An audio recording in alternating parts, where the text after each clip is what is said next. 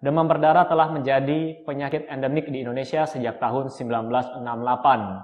Nah, sejak itu penyakit ini menjadi salah satu masalah utama di Indonesia, dengan penyebaran dan jumlah penderita yang cenderung meningkat setiap tahunnya.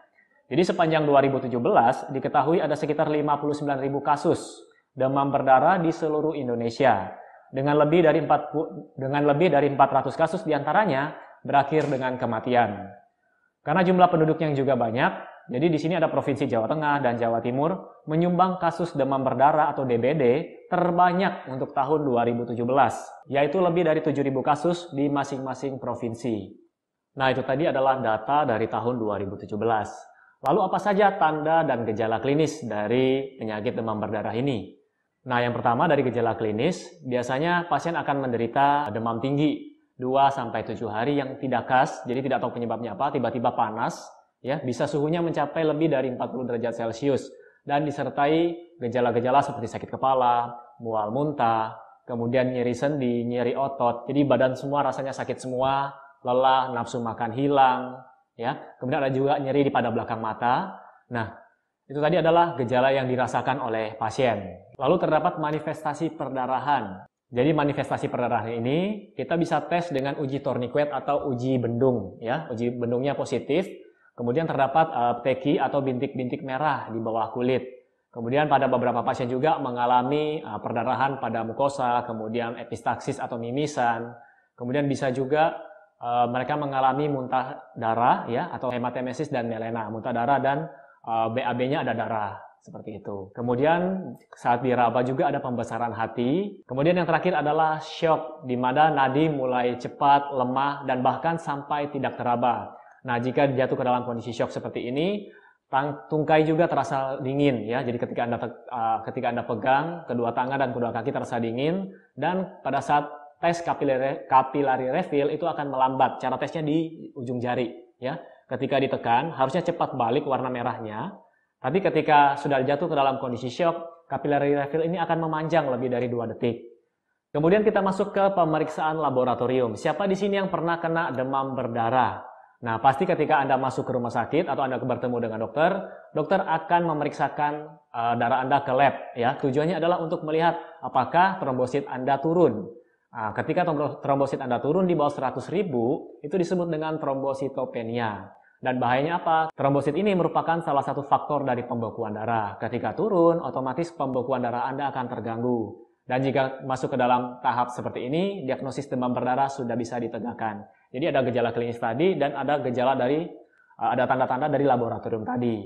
Kemudian ada kebocoran plasma. Nah, ini disebabkan karena permeabilitas kapilernya meningkat.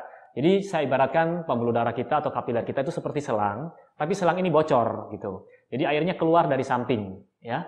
Nah, ini bisa ditandai dengan pemeriksaan hasil labnya adalah hematokrit meningkat lebih dari atau sama dengan 20%. Nah, untuk cara baca ini Anda tidak perlu tahu lebih detail, sebaiknya Anda tanyakan atau konsultasi ke dokter Anda.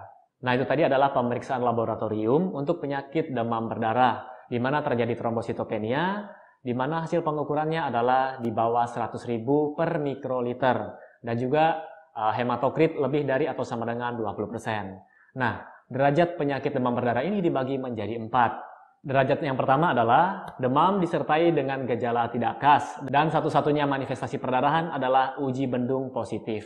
Lalu derajat 2, yaitu seperti derajat 1, tapi disertai perdarahan spontan di kulit atau perdarahan lainnya. Kemudian masuk ke dalam derajat yang ketiga, yaitu didapatkan tanda-tanda kegagalan sirkulasi, di mana nadi mulai lemah dan cepat, kemudian cyanosis, tangan tungkai dingin, kemudian terjadi penurunan tekanan nadi, dan anak mulai tampak gelisah. Kemudian kita masuk ke derajat yang keempat, di mana terjadi syok berat. Jadi ketika kita raba nadinya, sudah tidak teraba lagi. Dan ketika kita ukur tekanan nadinya, sudah tidak dapat diukur. Ya, jadi itu adalah 4 derajat dari demam berdarah dengue. Lalu apa bedanya dengan DD atau demam dengue? Nah, demam dengue ini lebih ringan dari demam berdarah dengue, ya. Jadi gejalanya mirip dengan demam berdarah tadi, yaitu demam 2-7 hari disertai dengan minimal 2 gejala yang berikut ini, yaitu sakit kepala, kemudian nyeri sendi, nyeri otot, nyeri di belakang mata, mual muntah, ya. Tapi tanpa disertai dengan kebocoran plasma. Nah, jika disertai dengan kebocoran plasma, itu disebut sudah masuk ke dalam kategori demam berdarah dengue. Anda harus mencegah timbulnya penyakit ini di lingkungan tempat tinggal Anda. Bagaimana caranya? Hal paling utama yang harus Anda lakukan adalah jangan membiarkan adanya tempat bagi nyamuk untuk berkembang biak. Lakukan kegiatan 3M untuk mencegahnya. Caranya sangat mudah. Pertama, menguras. Kuraslah bak mandi atau tempat penampungan air lainnya dengan bersih dan rutin. Kedua, menutup. Tutuplah semua tempat penampungan air yang ada di lingkungan Anda, supaya tidak ada nyamuk yang masuk dan meninggalkan telur di tempat tersebut. Ketiga, mengubur. Kuburlah semua barang-barang bekas di tanah, agar lingkungan tetap bersih dan tidak ada air hujan yang tertampung di barang bekas tersebut. Plus, gunakan kelambu saat tidur. Menggunakan obat anti nyamuk atau spray anti nyamuk. Tidak menggantung pakaian di belakang pintu. Lakukan fogging, serta peliharalah ikan jika memiliki kolam di rumah. Hal ini agar jentik-jentik nyamuk yang ada di kolam bisa dimakan oleh ikan yang dipelihara. Mencegah lebih baik daripada mengobati. Yuk, lakukan gerakan 3M+, sebagai upaya awal mencegah DBD sejak dini.